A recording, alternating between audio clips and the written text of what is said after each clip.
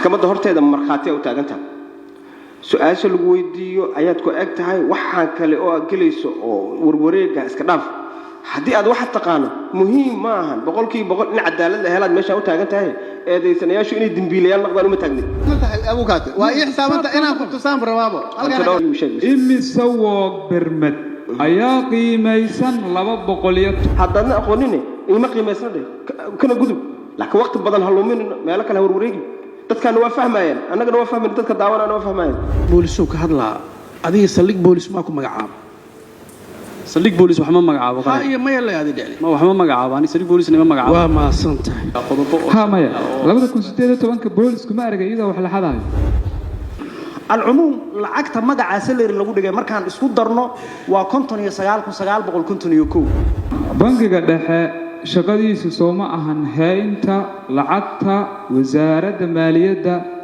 ay soo xareysay bangiga dhexe shaqadiisu waa inuu xareeyaa lacagta xisaabiyaha guud oo si maalinle ah xisaabta u xiraya sidaad sheegtay oo F35 qoray oo lacagta intuu arko hubiyo kadib warqad qoray iyo adiga oo Microsoft Word isticmaalay kee la qaadan karaa natiijada warbixinta aan ku soo qornay waxaan isticmaalaynaa aalado badan lacagaha lagu dhigayo mushahaar way kala qadar duwan yihiin saddex nooc bay u dhacayaan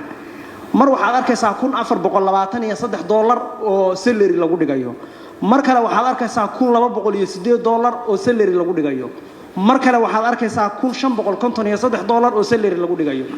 العموم لعقت مجا سلري lagu dhigay markaan isku darno waa 59951 lacagta dhex martayna waa 330612 boolisu ka hadlaa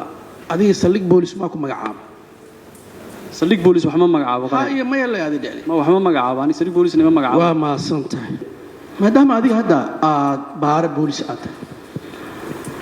dokumentiyada inay been abuur yihiin dokumentiyada been abuurka cidda samaysay qof hebel aad dhigi karto ma jiraan haddii loo baahdana inaan ku qancino maxkamadda oo aan shaashada saarno su'aasha celiska aan weydiinay marka waxay tahay hanti dhowraha